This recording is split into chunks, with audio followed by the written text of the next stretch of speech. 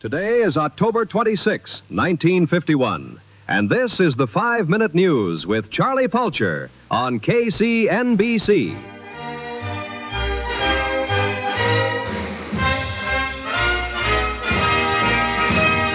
I'm Ted Wilcox, and this program is brought to you by the Cloud9 Corporation, America's #1 thaumaturgical provider. Remember, folks, from ancient alchemical elixirs to the latest in Magitech innovation, you're doing fine with Cloud9. Shop with a smile, swing through the line, find all you need at Cloud9. You're doing fine with Cloud9. Good evening. I'm Charlie Pulcher, and this is the news. Nearly a year has passed since United Nations forces marched into the North Korean capital of Pyongyang, and 10 months since the grueling retreat to the 38th parallel. Now, hopes rise once more. Armistice talks are set to resume in the village of Panmunjom. The Allies plan to propose a ceasefire line based on current battle positions, and sources say they expect a counter-proposal from the Reds within the next 48 hours. Meanwhile, the fighting hasn't stopped. Along the 38th parallel, today's clashes were carried by the roar of engines overhead. For the third day running, the enemy sent up 80 fighters to disrupt Allied bombing runs, but our boys stayed sharp. Air Force officials report 9 supply locomotives destroyed, 19 more damaged, and 1 enemy aircraft downed, without a single loss on our side. Way to go, fellas. In domestic news, the dock workers' strike has entered its 12th day, bringing harbors from coast to coast to a near standstill. With American commerce hanging in the balance, federal negotiators have been called in, and stepping up to the plate is none other than Hugh Lichten, the visionary behind the communication dynamo Comtech. Lichten, who also owns PS United, one of the nation's leading shipping companies, stated, "Capitalism is based on a free market. It's what makes this country special. As shipping leaders, it's our duty to ensure our workers are cared for, right alongside ourselves." He pledged to personally oversee the negotiations and promised a fair deal for all parties involved. I'll be right back after this word from the Cloud9 Corporation. You're doing fine with Cloud9. Now, here's a customer with a question for our friendly Cloud9 representative. I'm dying to hear more about that ad for the special Cloud9 80-cent sale. Have I missed it? No, ma'am, not by a long shot. The sale runs all through October. You'll find the full scoop in next week's editions of the Saturday Evening Post, Life, Look, Collier's, and the Farm Journal. 4 full pages featuring 199 guaranteed Cloud9 products, offered 2 for the price of 1, plus just 80 cents. And that's not all. We've got 49 additional luxury items marked down to prices you simply won't believe. To help you shop, there's a handy little square next to each product so you can check off what you need. Why, I could use the ad as a shopping list. That's the idea. And if you want to order in advance, just visit your local department store. Your Cloud9 representative will gladly set aside your order. Or try our new Magitech kiosks, powered by Cloud9's patented energy crystals. They take your order with no waiting in line. It's as easy as counting to 9. Wonderful. And where did you say this ad appears? Next week's Life, Look, Collier's, the Saturday Evening Post, and the Farm Journal. Look for it, check it, save. And remember, you're doing fine with Cloud9.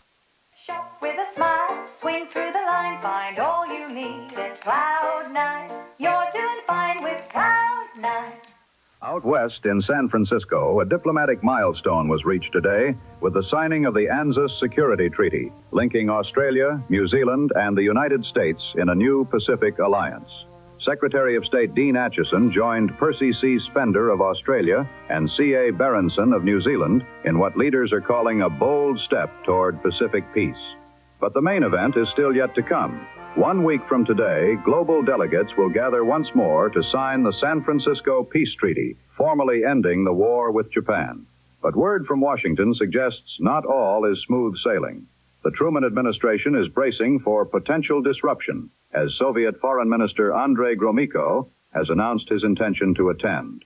Insiders say the Soviets feel left out of the negotiations and may attempt to stall or block the treaty altogether. And for the first time ever, Americans won't just read about the event, they'll see it.